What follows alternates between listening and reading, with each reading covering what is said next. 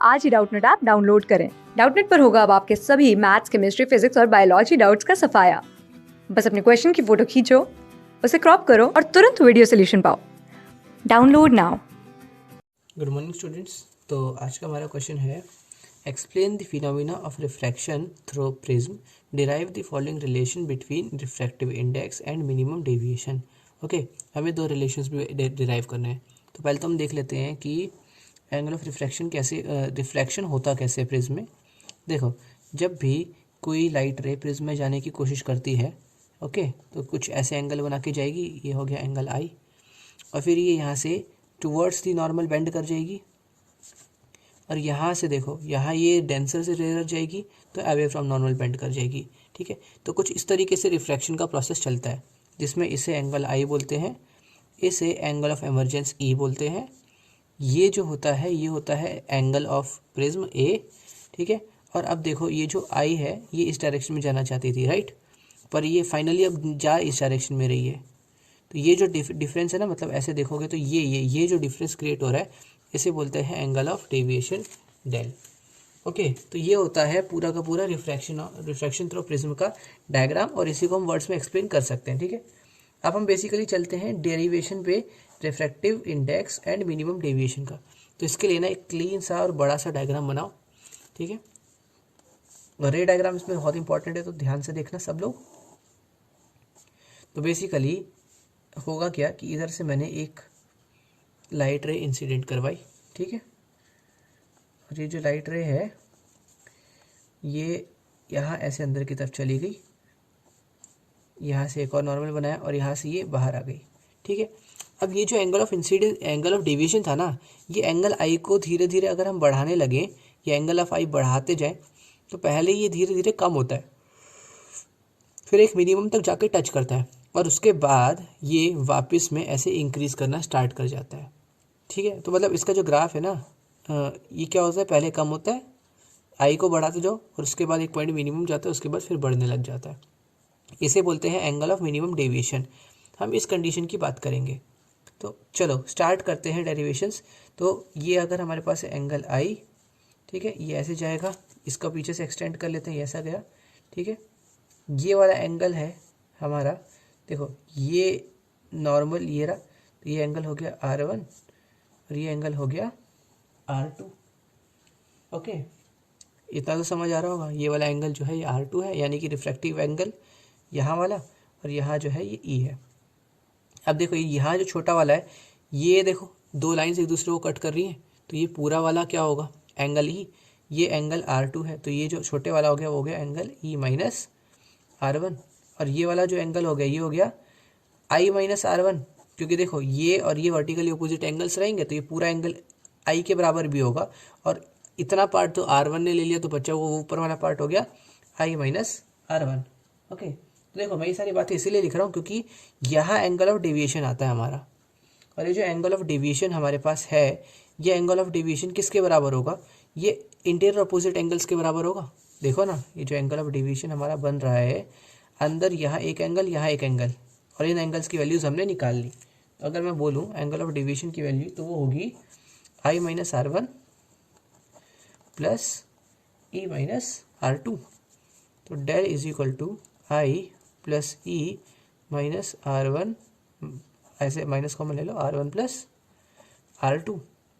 Okay, अब ज़रा देखो ये R1 R2 जो है, अगर ये R1 R2 है, अच्छा तो ये वाला एंगल कितना होगा, देखो ये वाला ट्राइंगल दिखाई दे रहा है, बना देते हैं यहाँ पे। ये वाला ट्राइंगल में ये है R1, ये है R2, तो ये वाला क्या होगा, 180 degree minus R1 plus R2। इतना तो क्लियर है। अच्छा, ये हो गया 180 माइनस R1 प्लस R2, और ये है एंगल A, यहाँ नॉर्मल बन रहा है, यहाँ नॉर्मल बन रहा है। तो बेसिकली मैं एक ये वाला जो फिगर उठा के दिखाता हूँ, ठीक है, ये वाला फिगर जिसमें ये वाला पार्ट है, ये जो है ये नॉर्मल वाला, ये नॉर्मल है, तो ये 90 डिग्री हो गया। ये जो है ये वाला पार्ट है, ठीक है, इसको और इसको लिया है मैंने, ध्यान से देखना, इसको और इस परपेंडिकुलर को, तो ये हो गया 90, और ये वाला एंगल, ये नीचे वाला एंगल जो अभी अभी हमने कैलकुलेट किया, 180 माइनस R1 प्लस R2। तो बेसिकली अगर मैं इनको ऐड करूँ इन सब को तो मेरे पास क्या होगा, मेरे पास होगा 180 minus R1 plus R2, okay, plus A जो ये एंगल है plus 180 is equal to 360 degree, right. पूरा ट्राइंगल बन जाएगा ना। देखो 90 90 180, 180 से 180 कैंसिल हो गया, ठीक है, मतलब सॉरी 180 180 360, 360 और 360 कैंसिल हो गया। अब यहाँ बचेगा a is equal to R1 plus R2। अगर इस R1 प्लस R2 की यहाँ कर दिया जाए तो हमें फाइनली इक्वेशन क्या मिलेगी, हमें इक्वेशन मिलेगी del is equal to I plus E minus A. Reshifting कर दो आगे पीछे तो ये हो गया I plus E is equal to A plus del. और यही था हमारा जो पहला डेरिवेशन हमें करना था कंप्लीट। तो आई थिंक सबको इतना क्वेश्चन क्लियर हो गया होगा। तो अब देखते हैं इसकी आगे की डेरिवेशन। तो आगे देखते हैं, तो आगे क्या रहेगा हमारे पास। ये जो डायग्राम था, इस डायग्राम में अगर मैं बात करूँ मिनिमम डेविएशन की, तो हमारे पास जो डायग्राम था, सॉरी वेरिएशन का ग्राफ था, वो ग्राफ बोलता है कि सिर्फ एक ही वैल्यू होगी एंगल ऑफ इंसिडेंस की जिसपे हमें ये मिनिमम वैल्यू मिलेगी। पर इमेजिन करो जब हमारे पास ये डायग्राम है, तो इस डायग्राम में अगर एक लाइट रे एग्जैक्टली यहाँ से ऐसे जाएगी तो इसको उल्टा मतलब अगर इधर से एक लाइट रे भेजे बिल्कुल सेम पाथ, तो यही पाथ फॉलो करेगी। इसका मतलब अगर कोई बंदा इसको इस साइड से देखे या इस साइड से देखे तो वो बोलेगा यार जब मैं इधर से देख रहा हूँ तो यहाँ एंगल ऑफ, देखो यहाँ पे एंगल ऑफ आई था, यहाँ एंगल ऑफ ई था। वो बंदा बोल रहा है कि भाई एंगल ऑफ ई के लिए ये मैक्सिमम है, राइट, मतलब मैक्सिमम नहीं मिनिमम। और यहाँ वाला बंदा बोल रहा है कि नहीं एंगल आई जो मेरे पास है उसके लिए मैक्सिमम मिनिमम है। तो बेसिकली इन दोनों को सही होने के लिए क्या होना चाहिए, एंगल आई और एंगल ई जो है ये बराबर होने चाहिए, ठीक है। हम इसे सिमिट्री भी बोल सकते हैं। तो जो एंगल आई है यही एंगल ऑफ ई के बराबर भी होना चाहिए। अगर एंगल आई और ई बराबर होंगे तो ये जो रिफ्रैक्टिंग एंगल थे ना, सॉरी ये जो यहाँ जो नीचे रिफ्रैक्टिंग एंगल थे, ये दोनों भी बराबर होने ज़रूरी है, नहीं तो स्नेल्स लॉ फॉलो नहीं होगा ना, क्योंकि यहाँ और यहाँ का। तो इसीलिए हम लोगों को R1 और R2 को भी बराबर करना पड़ेगा। तो बेसिकली देखो अगर मैंने इनको बराबर कर दिया तो क्या क्या हुआ, ये जो इक्वेशन मेरे पास थी यहाँ हो जाएगा 2 angle I is equal to, देखो इस दोनों की जगह आई पुट कर दिया तो ये जगह 2 angle I is equal to A plus del, और ये कंडीशन है डेल मिनिमम की, ओके। तो मैं यहाँ लिख सकता हूँ I is equal to A plus del minimum by 2। Similarly ये वाली कंडीशन थी हमारे पास, ये वाली जो कंडीशन लिखी हुई है, इसमें मैं R1 और R2 की जगह दोनों को R के बराबर पुट कर दूँ तो A is equal to 2R हो जाएगा, A is equal to 2R बन जाएगा, जहाँ से मुझे R की वैल्यू A/2 मिल जाएगी।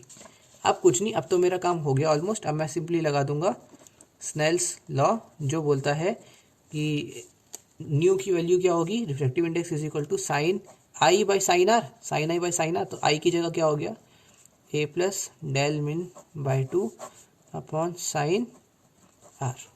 तो ये है हमारी कंप्लीट डेरिवेशन, और यही चीज़ थी जो हमें अपनी क्वेश्चन में सेकंड पार्ट में प्रूफ करना था, जो अभी भी हमने प्रूफ कर दिया, ओके। क्लास 6 से 12 से लेके नीट, IIT, JEE मेंस और एडवांस के लेवल तक 10 मिलियन से ज़्यादा स्टूडेंट्स का भरोसा। आज ही डाउनलोड करें डाउटनेट ऐप या व्हाट्सएप कीजिए अपने डाउट्स 8400 400 400 पर।